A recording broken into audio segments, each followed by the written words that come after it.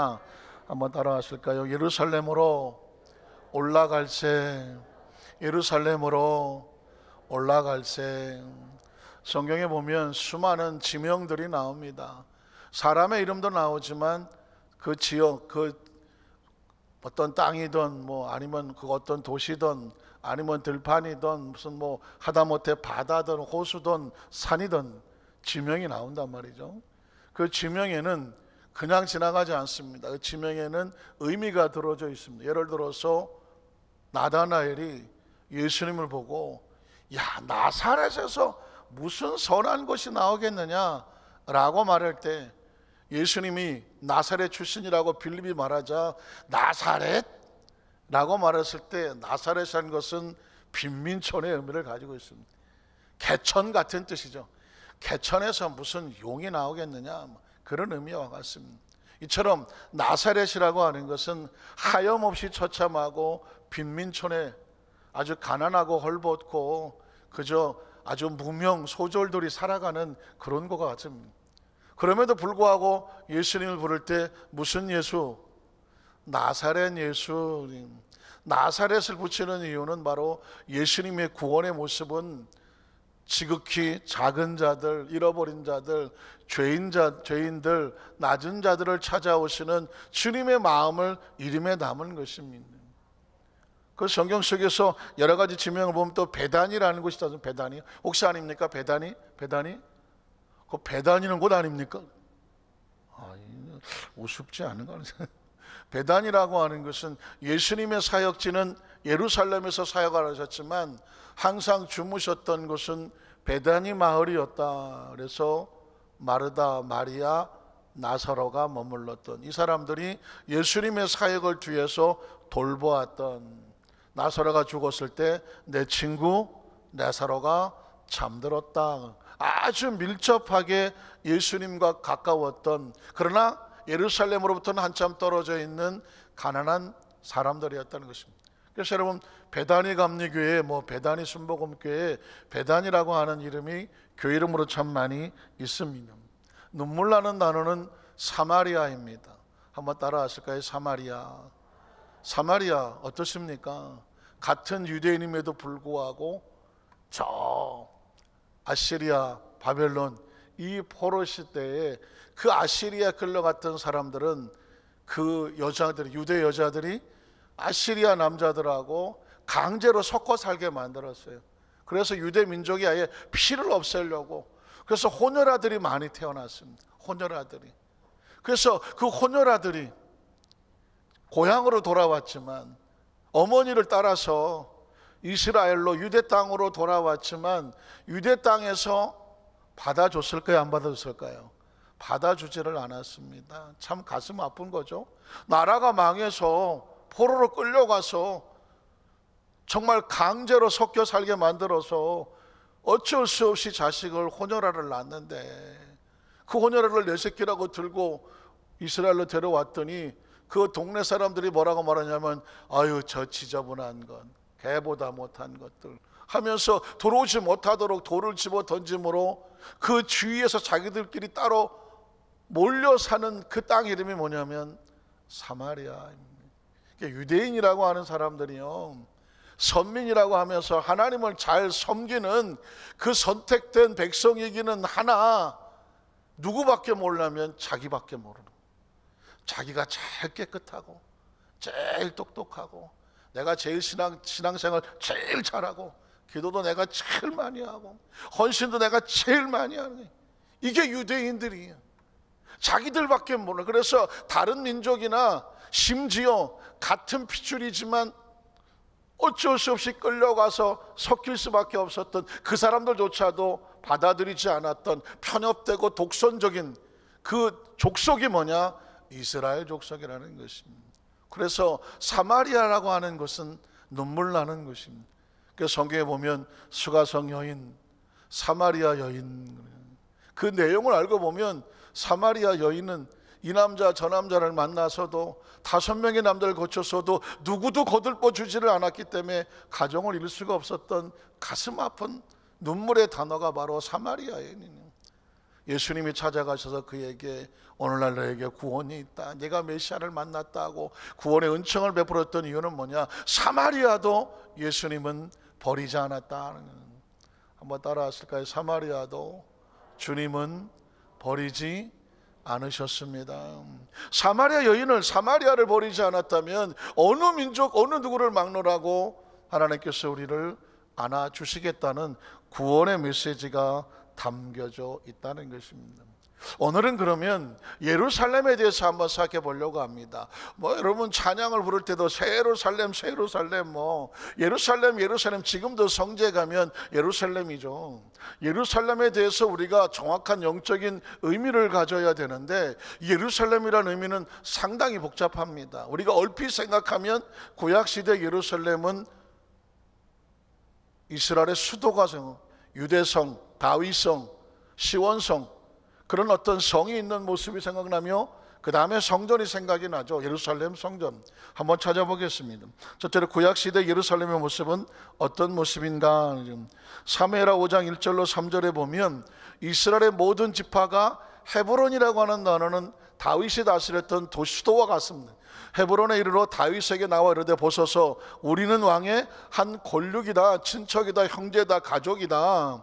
그래서 전에 곧 사울이 우리 왕이 되었을 때에도 이스라엘을 거느려 출입하게 하신 분은 왕이시었고 야훼께서도 왕에게 말씀하시기를 내가 내 백성 이스라엘 목자가 되며 내가 이스라엘 주권자가 되리라 하셨나이다 하니라. 그래서 이에 이스라엘 모든 장로가 헤브론에 이르러 왕에게 나아오매 다윗 왕이 헤브론에서 야훼 앞에 그들과 언약을 맺음에 그들이 다윗에게 기름을 부어 이스라엘 왕으로 삼으니라. 이 헤브론이라는 곳에 이제 왕이 세워지는데 4절로 5절에 가면 이 예루살렘이라는 단어가 나옵니다. 다윗이 나이가 30세에 왕위에 올라 40년 동안 다스렸으되 헤브론에서 7년 6개월 동안 유다를 다스렸고 어디서? 예루살렘에서. 헤브론 성이 처음에 수도였는데 헤브론에서 이제 예루살렘으로 수도를 옮기면서 예루살렘에서 33년 동안 온 이스라엘과 유다를 다스렸더라. 그래서 예루살렘 성, 시온성, 다윗성 하면서 어떤 하나님의 보좌와 하나님의 어떤 통치를 상징할 때 예루살렘 성, 또 다윗성, 시온성이라는 의미를 가지고 있습니다. 천국에 대한 새 예루살렘 성에서 살다는 것은 바로 하나님의 통치를 하는 하나님의 나라의 모습을 가지고 있습니다. 그와 함께 열왕기상 6장 1절에 보면 또 다른 의미의 예루살렘이 있습니다. 이스라엘 자손이 애굽 땅에서 나온 지 480년이요 솔로몬이 이스라엘 왕이 된 지 4년 15월 곧 둘째 달에 솔로몬이 야훼를 위하여 성전 건축하기를 시작하더라. 그 성전이 어디 세워졌을까? 역대하 3장 1절로 2절에 보면 솔로몬이 어디다가? 예루살렘 모리아 산에. 모리아 어서 많이 듣지 않았습니까? 모리아 어디서 들었죠? 아이고 머리야, 생각이 안 납니까? 모리아 어디서 생각났습니까? 아브라함이 이삭을 하나님의 명령에 따라서 바치라고 한 산이 무슨 산이에요? 모리아 산이거든.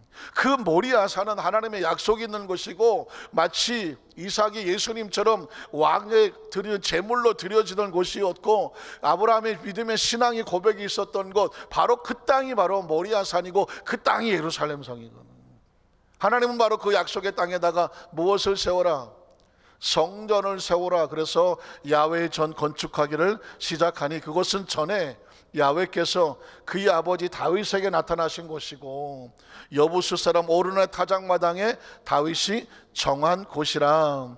솔로몬이 왕이 오른 지 넷째에 둘째 달 둘째 날 건축을 시작하였다라는 겁니다. 그래서 여러분, 제가 예루살렘에 대해서 이미지를 나눠드리는 거예요. 예루살렘 성이라고도 말하고 예루살렘 성전이라고 말해요. 그러니까 예루살렘에 대해서 좋은 이미지만 있잖아요.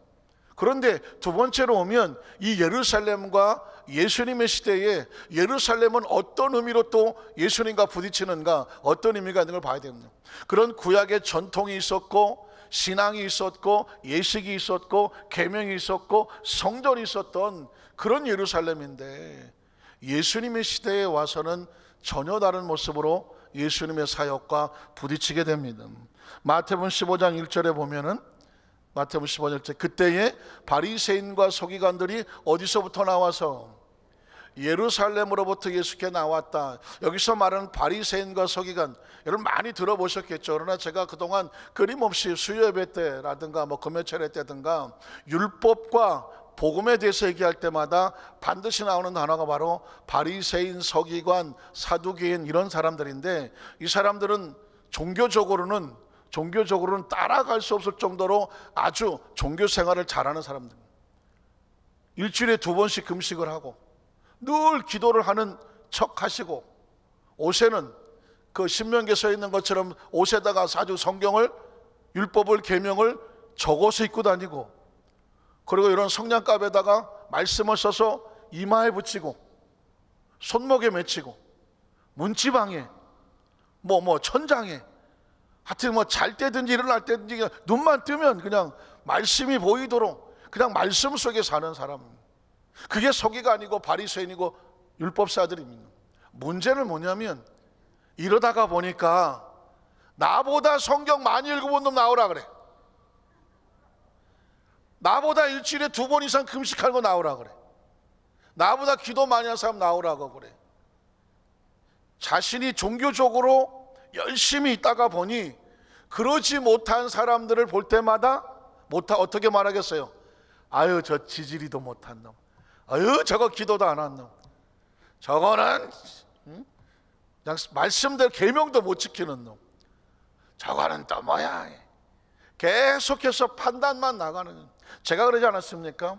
계명은 거울과 같은 거다. 거울을 같아서, 이 거울은 누구 보라고 있는 것입니까? 나 보라고 있는 것입니다. 나 보라고. 십계명은 누구를 위해서 준 것 같습니까? 너 보라고, 나 보라고 있는 거예요. 나 보라고. 계명을 보고 너를 지키라고 있는 거거든요. 근데 이 서기관, 바리새인, 율법사들은 십계명을 잘 지켜. 자기가 잘 봤어. 그러면 그걸로 자기를 늘 지키며 살아야 되는데, 그 다음에 뭘 하냐면 거울을 뒤집어. 너 좀 봐봐. 네 얼굴 좀 봐라. 야, 이 얼굴이 이게 뭐냐?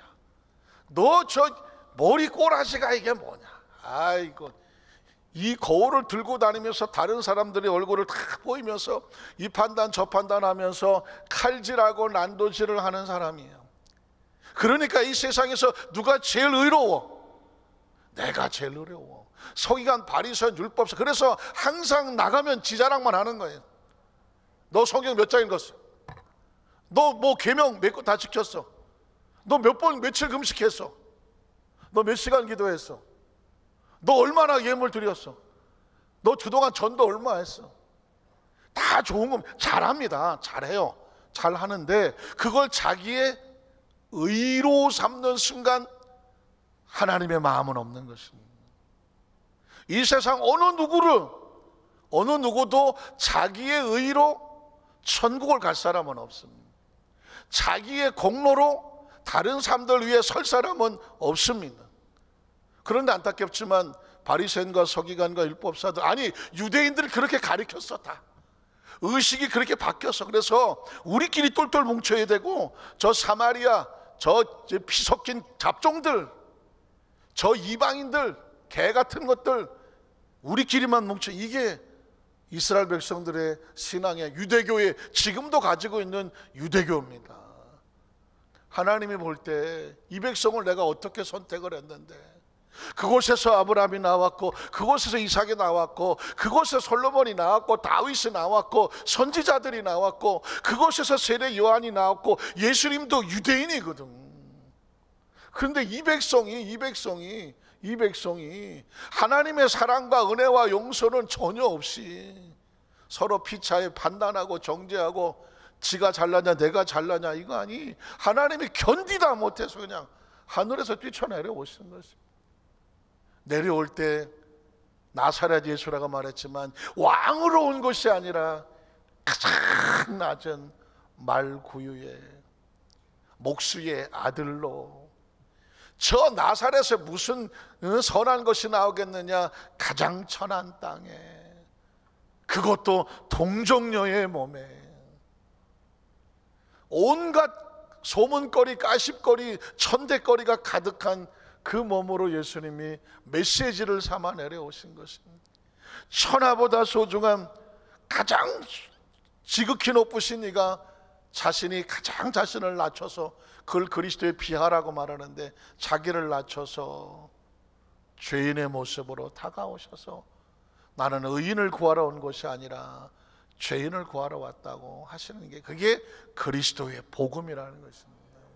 그러니 이 유대인들, 서기관, 바리새인, 율법사들이 아주 속이 꼬여서 못 살겠는 거야.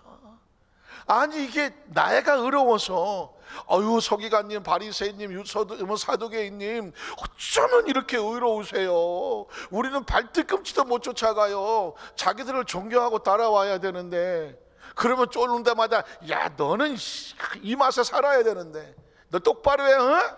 이 맛에 살아야 되는데, 이 백성들이 누굴 따라갑니까? 예수를 따라가. 그곳에 갔더니 창녀들도 그 예수가 불쌍히 여겨, 거지들도 불쌍히 여기고 세리들도 불쌍히 여기고, 율법에 따르면 병든 것들은 다 천벌받은 것들인데, 이 병자들이 오면 다 예수님이 너도 낳고 너도 낳고 너도 낳아 다 안아주는 거예요. 그러니 서기관과 바리새인들이 예수를 보니 막 눈꼴이 셔서, 저거만 없으면 내가 정말 우리가 마음대로 할 텐데, 이 상황이요, 신약성경 복음서 속에 예수님하고 부딪히는 건데, 예수는 하늘의 복음을 가지고 내려왔고, 이 서기관, 바리새인, 이 율법사들은 예루살렘이라고 하는 그 가장 좋은 곳에 있는 그곳에서 전통을 내려다가, 이건 원래부터 우리 조상로부터 우린 이렇게 하나님 섬겼어라고 하는 전통을 가지고 와서 예수를 공격하는 것입니다. 그래서 예루살렘으로부터 나왔다는 얘기는 그 전통이 좋은 곳이기는 하나, 우리끼리 자기들끼리만 했던 잘못된 신앙을 예수님이 뒤집어 놓으려고 한다, 바꾸시려고 한다라는 의미가 담겨져 있습니다. 예루살렘으로부터 예수께 나와 이르되, 자, 시비를 거는 겁니다. 당신의 제자들이 어찌하여 장로들의 전통을, 제가 여기서 드리죠, 성경을 번역을 좀 잘못했어요. 장로들의 전통이라고 말하니까 제가 눈에 이 단어 나올 때마다 일부러 꼭 설명을 해야 되죠. 교회의 장로라는 장로와 발음만 같을 뿐이지 의미는 전혀 다른 의미라고 말했죠. 교회는 그리스도의 공동체 가운데서 우리가 함께 사역을 하는 사역자의 의미로서의 장로지만, 이 복음서에 나오는 예수님 당시의 장로라고 하는 것은 뭐냐면 마을의 촌장과 같아.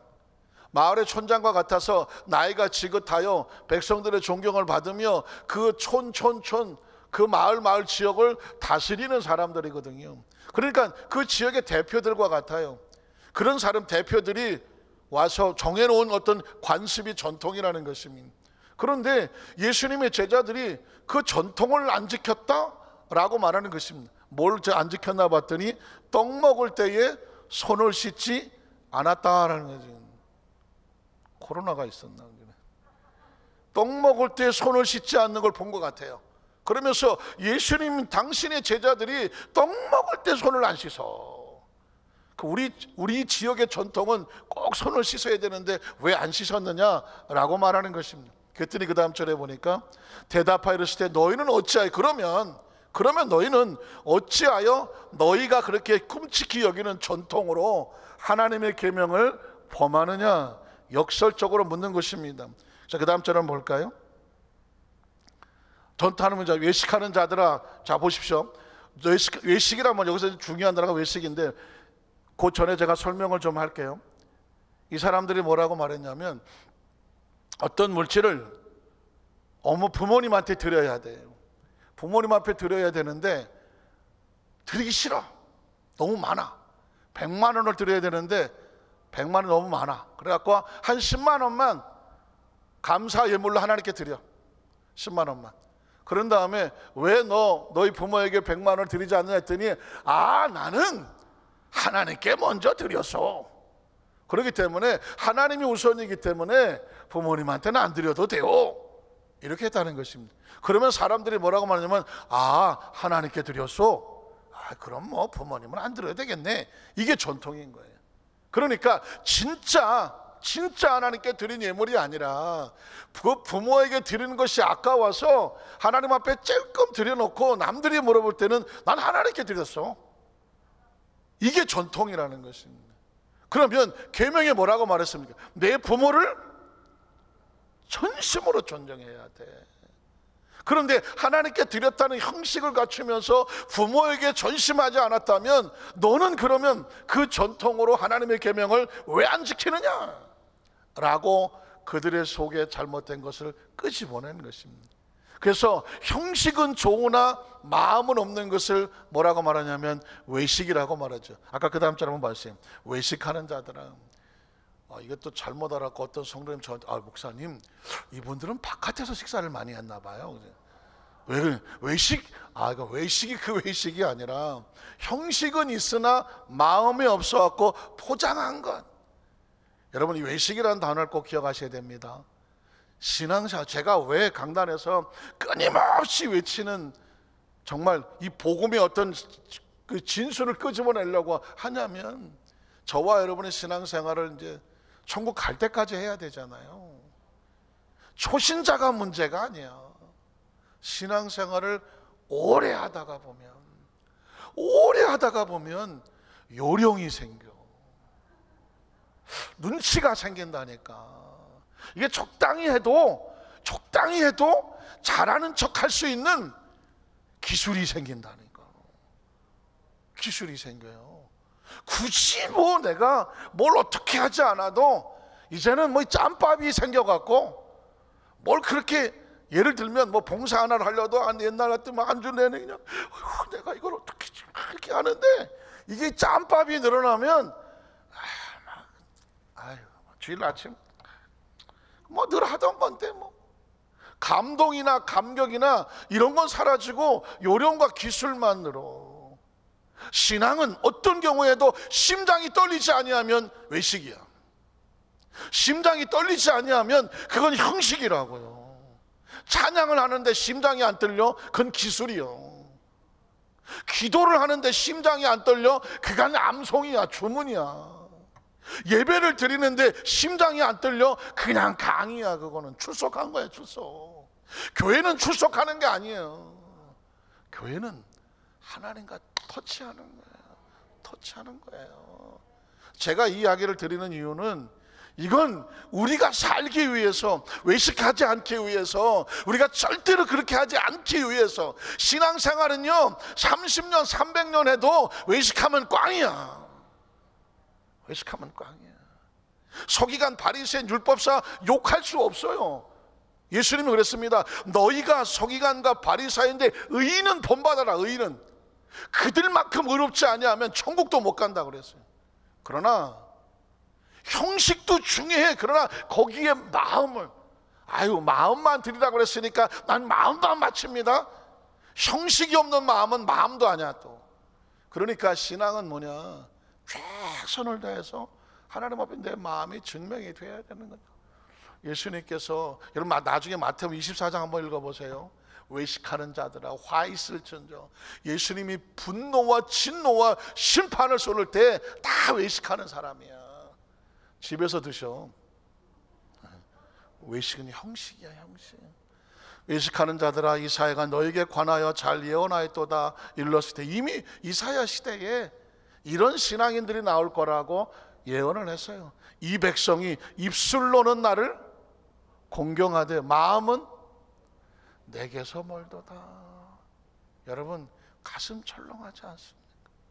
마음이 떨리지 아니하면 입술이 아무리 화려한 언어를 늘어놓다고 할지라도 그건 공치사야. 진짜야. 신앙생활을 오래 할수록 더 꼬꾸라져야 돼요. 그리고 하나님 심장이 떨려야 돼요. 설레야 돼요. 그래서 저도 지금 목회 생활을 벌써 30몇 년을 하잖아요. 평생을 신앙생활을 하고, 제가 왜 이런 얘기를 하냐면 저의 기도 제목은 뭐냐면, 저도 이 정도 하면 요령도 있고 뭐 기술도 없고 뭐 없겠어? 아니 무슨 뭐 서당계 3년이면 뭐 풍어를 넣고 뭐 식당계 3전이 뭐 라면도 끓인다면서 뭐 뭘 못하겠어. 그러나 이건 기술로 안 돼. 이건 들어서도 안 되고 풍월로도 안 되는 게 왜 안 되는지 아십니까? 이건 영적인 거라서. 내가 여기서 대충 그러고 저거 앉아 있으면 우리 성도들이 얼마나 영적으로 깊어. 아유, 저건 어디서 주워온 얘기구만. 저건 어디서 들은 것 같은데. 다 아셔. 영적인 영이라는 건요 얼마나 무서운지 모릅니다. 제가 그러잖아요. 어느 단체에 그냥 뭐 여러 교회가 와서 수련회를 해. 그 중에 한 사람이 나와서 대표 기도를 해. 누군지도 몰라, 이름도 모르고 얼굴도 몰라, 뒤에 앉으면. 그러나 그 사람이 하나님 아버지라고 기도를 시작하는 순간 그 사람의 영적 상태가 다 드러나. 벌써 딱 들어보면 아, 저분이 누군지는 모르고 어느 게 뭐 장로님인지 뭐 집사님 잘 모르겠으나 그 하나님 앞에 고백하는 순간 그 사람의 영적 상태 그냥 들어요. 그래서 여러분, 이 믿음의 공동체에서 함부로 나서서 말하는 것은 자기 바닥을 드러내는 거예요. 딱 들어보면 벌써 가는 사람 있는 거하고 딱 들어보면 아유, 저 사람이 어떻게 기도를 다 하지? 이런 사람일 수도. 왜? 영적으로 벌써 이게 레벨이 확 차이가 나잖아요. 깊이 기도하는 사람이 있는가 하면. 여러분, 노래도 그렇더만 뭐 다 들어보고 평가하지 않더만 오늘 밤 첫 소절에 갔대. 우린 모르겠는데 영적인 것도 마찬가지야. 그래서 신앙생활 오래될수록 화려한 것보다는 깊이 뜨겁게 눈물 끝까지 설레게 해주세요. 전 그거예요. 하나님 강단에 올라올 때 끝까지 설레게 하죠.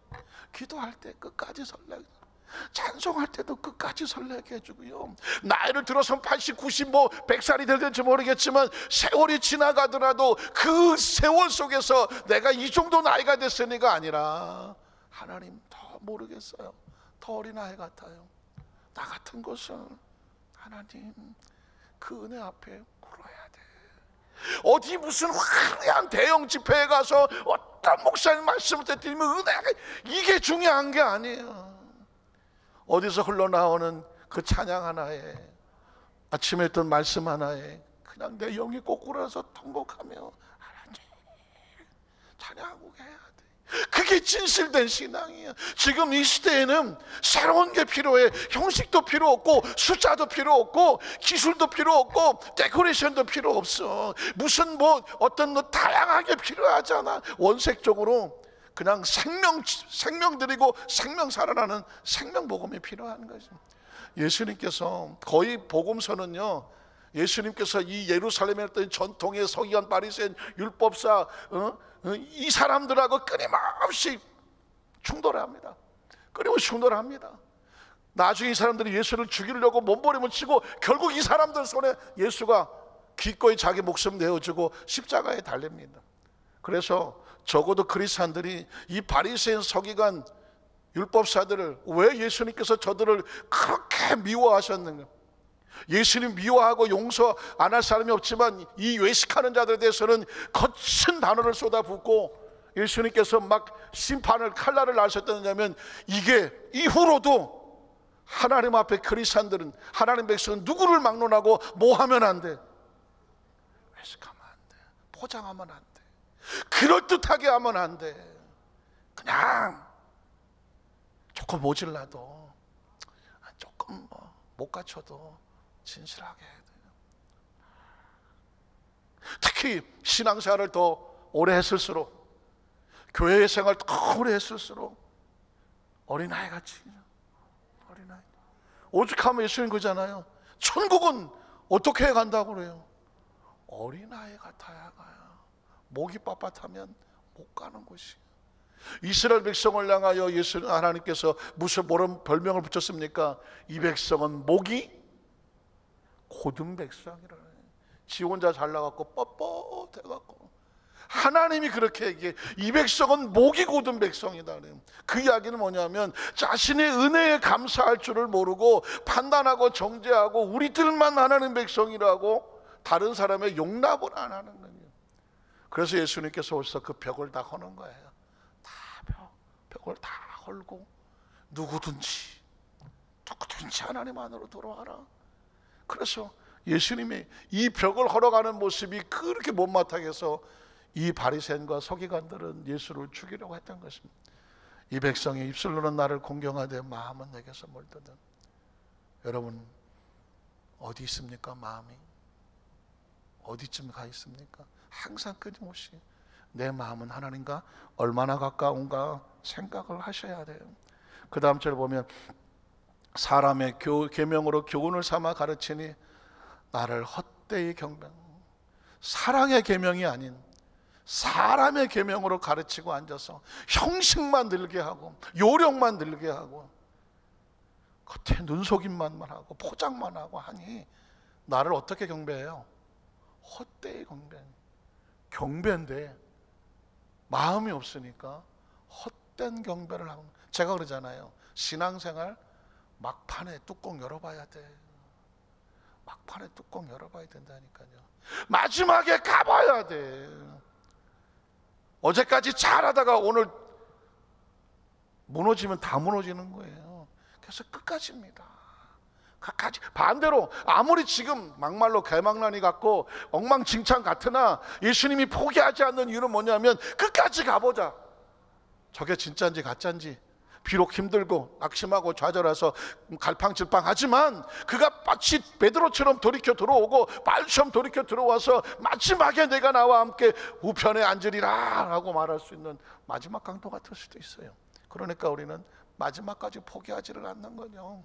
경배하는 도다 했느니라 하시고. 13절로 20절에 보면 예수께 대답하여 이르시되 심은 것마다 내 하늘 아버지께 심어지 않은 것은 뽑힐 것이다. 그래서 제가 아까 말씀드렸죠. 저 사람 자꾸 판단이 되잖아요. 내버려두라 그러잖아. 왜냐하면 하나님이 심으신 것은 하나님이 지키지만 하나님이 심으시지 않은 것은 때가 되면 어떻게 된다고요? 뽑힐 거야. 그 뽑는 작업은 우리가 하는 게 아니라 아버지가 하시는 것입니다. 그러니까 우리는 여기서 덜커덕하면서 주여 내가 가라지가 아니라 진짜가 되게 하여 주시옵소서 해야 돼. 이게 이 신앙의 항상 경건함과 겸손함과 긴장을 가지고 신앙생활을 해야 되는 거죠. 뽑힐 것이니 그 다음 절을 보면 그냥 두라 그들은 맹인이 되어 맹인을 인도하는 자로다. 외식하는 사람, 자기가 형식적으로 신앙생활하면 종교생활하면서 자기를 따르는 사람들에게 이렇게 하면 돼, 이렇게 하면 돼, 아유 그렇게 대충 해, 이렇게 가르치니 맹인을 인도한다고 말합니다. 만일 맹인을 인도하면 둘이 다 구덩이에 빠지리라 하시니 베드로가 대답하되 이 비유를 우리에게 설명하여 주옵소서. 예수께서 이르되 너희가 아직까지 깨달음이 없느냐?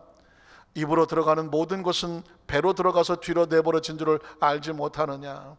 입에서 나오는 것들은 마음에서 나오나니 이것이야말로 사람을 더럽게 하느니라. 크리스찬이 되고 나면 입에서 나가는 말을 아주 중요시 여겨야 돼요. 아주 조심해야 돼요. 내 입에서 나가는 말이 너를 심판하리라고 말했어. 네 입에서 나간 말이 너를 심판하리라. 네가 이 사람을 비판했다면 그 비판이 너를 비판할 것이다. 네가 저 사람을 정죄했다면 그 정죄함이 너를 정죄할 것이다.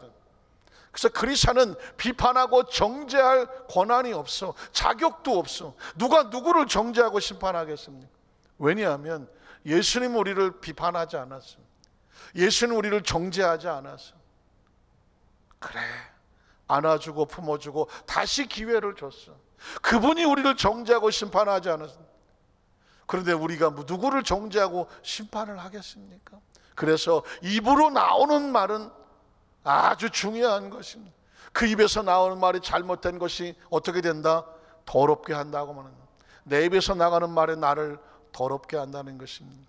그 다음 절 보면 그래서 마음에서 나오는 것은 악한 생각과 살인과 간음과 음란과 도둑질과 거짓 증언과 비방까지는 비방이니 이런 것들이 사람을 더럽게 하는 것이요 씻지 않은 손으로 먹는 것은 사람을 더럽게 하지 못하느니라.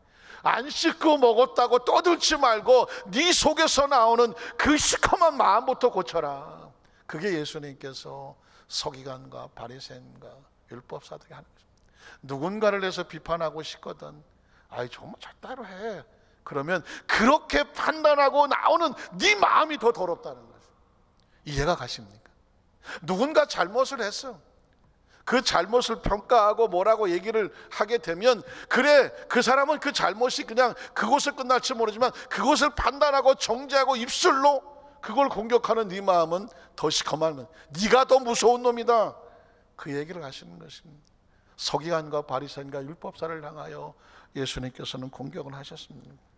마태복음 17장 21절에 보면 16장 21절에 보면 이때로부터 예수 그리스도께서 자기가 예루살렘에 올라가, 자 이제 예수님께서 예루살렘으로 올라간다는 단어가 나오죠.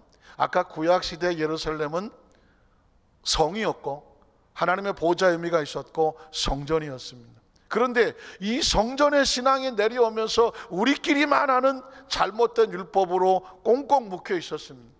그 율법에 대해서 예수님이 복음으로 정면 부딪혔습니다. 그러나 율법은 변화될 생각을 하지 않습니다.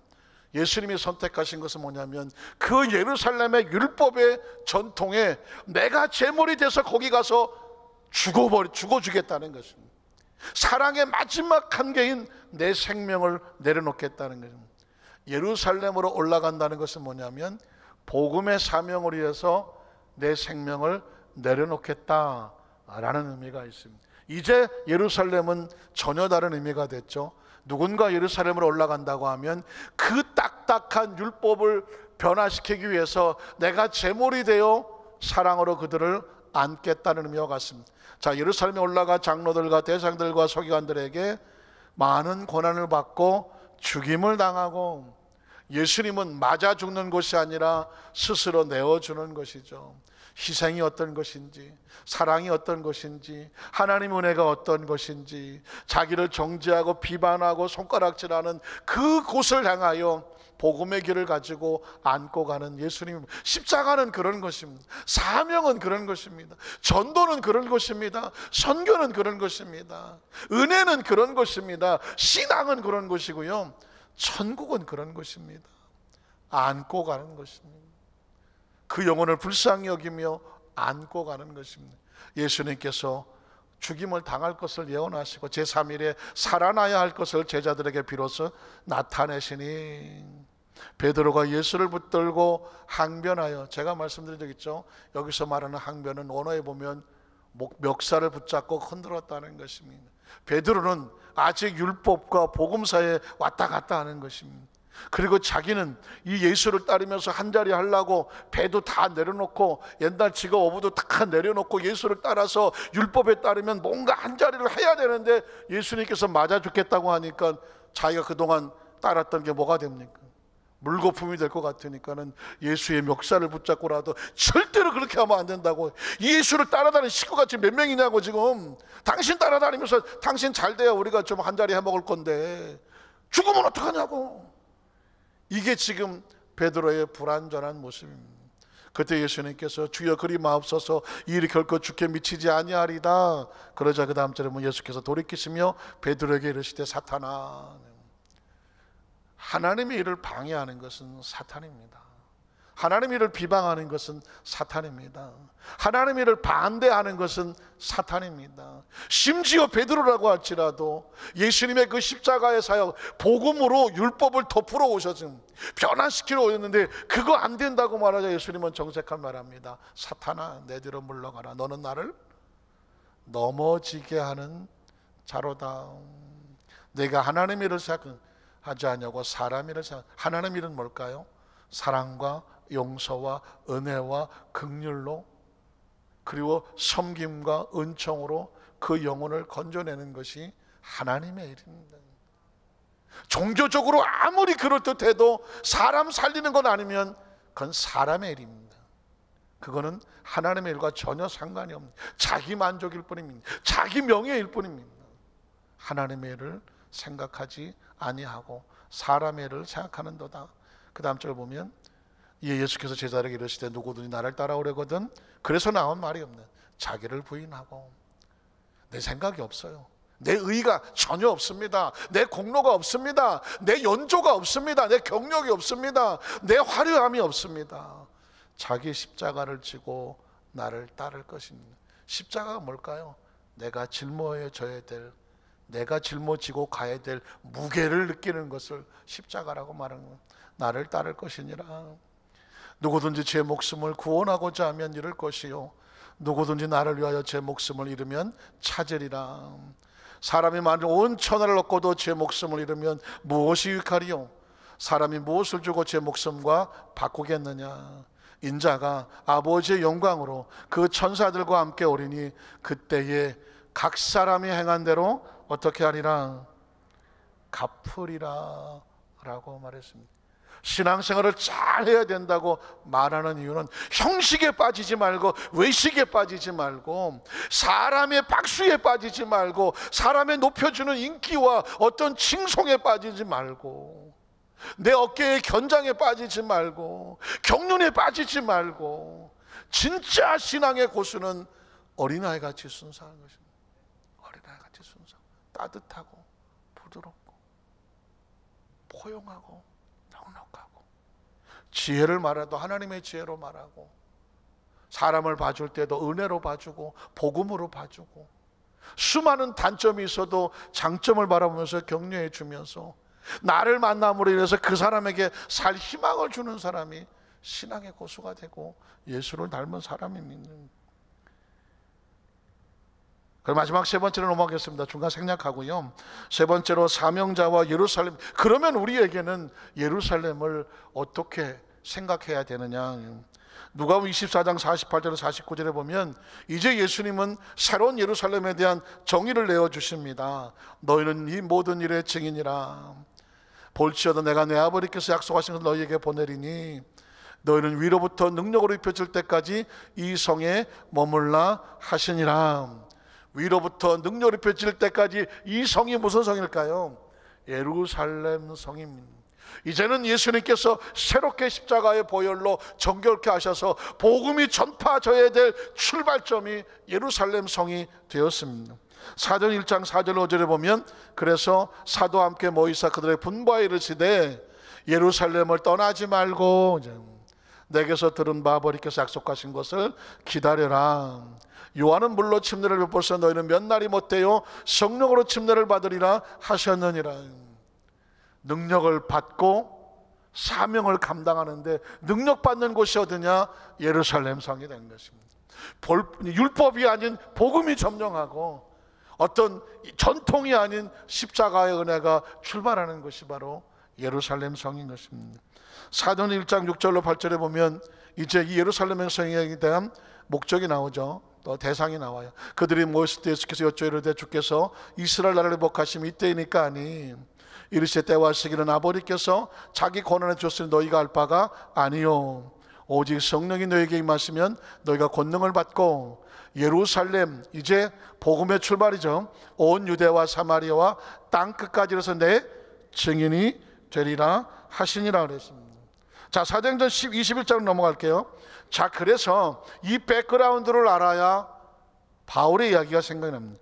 사도행 21장 10절로 12절에 보면 여러 날 머물러 있더니 아가보라 하는 한 선지자가 유대로부터 내려와서 우리에게 와서 바울의 띠를 가져다가 자기 수족을 잡아매고 말하기를 성령이 말씀하시되 예루살렘에서 유대인들이 이같이 이띠 임자를 결박하여 이방인의 손에 넘겨주리라 하거늘 우리가 그 말을 듣고 그곳 사람들과 더불어 바울에게 예루살렘으로 올라가지 말라 권하니. 어디서 본 것 같지 않습니까?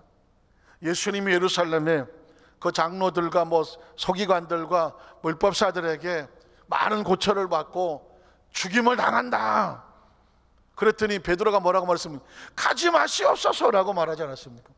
근데 지금 똑같은 상황이 바울에게 벌어집니다. 예루살렘에 가면 죽는다는 것입니다. 그래서 그의 형제들이 동역자들이 가지 말라고 권할 수밖에 없었습니다.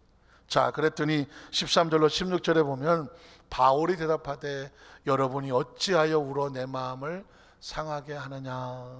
그들의 마음을 알거든요. 그러나 사명을 줘야 됩니다. 나는 주 예수의 이름을 위하여 결박을 당할 뿐만 아니라 예루살렘에서 뭐 할 것도 죽을 것도 각오했습니다. 예루살렘이란 화려하게 높아지는 것이 아니라 자신의 목숨을 내려놓는 것입니다. 사명이란 직분이란, 신앙이란, 십자가란 자기를 내려놓는 것입니다. 죽음을 각오하는 것입니다. 확실합니까? 우리가 신앙생활하면서 내 영혼이 잘됨같이 범사가 잘되고 강건하며 생명 때 풍성이 얻는 축복을 주시는 목적이 뭐냐? 잘 죽으라고, 멋있게 죽으라고, 잘 쓰라고, 잘 섬기라고, 생명 살리라고. 목적은 그걸로 해서 나만 잘 먹고 잘 살게 해달라가 아니라 주어진 그것을 가지고 예루살렘과 유다와 사마리아 닦아서 너를 만나는 모든 사람을 살게 해라, 살아나게 해라. 믿으십니까? 그게 주시는 축복이고 성령의. 바울은 그래서 내 마지막 사역지는 예루살렘에서 내 목숨을 내려놓는 거다라는 말합니다. 그 다음 절 보면 그래서 그가 권함을 받지 아니하므로 우리가 주의 뜻대로 이루어지다 하고 그쳤노라. 이 여러 날 후에 여장을 꾸려 예루살렘으로 올라가는 겁니다. 뭐하러 올라간다고요? 죽으러 올라가는 겁니다. 예루살렘으로 올라갈 새 이 한 구절에 함께하는 모든 사람의 눈물이 있고 각오가 있고 은혜가 있고 십자가가 있고 하나님의 성령에 이끌려 올라가는 거룩하고 도도한 발걸음이 있는 것입니다. 의도맞으면 아프지만요, 맞아주면 안 아파. 그래서 예수님께서 한 대 치면 두 대 맞아라, 오리 가자 그러면 십리 가라. 이유는 뭘까요? 억울하게 얻어맞지 말고 기꺼이 네가 짐을 짊어주라. 사랑스러운 말씀을 정리하기 원합니다. 신앙이란 사명이고요, 사명은 십자가를 지는 거고요, 하나님이 주시는 은혜와 은총은 이 사명을 위해서 가되 가장 멋있는 삶은 뭐냐? 기꺼이 내 생명을 하나님 앞에서 그분이 쓰시고자 하는 것에 내어놓을 수 있는 용기와 헌신을 멋있는 삶이라고 말하는 것입니다. 그렇다고 당장 죽자 이 얘기가 아닙니다.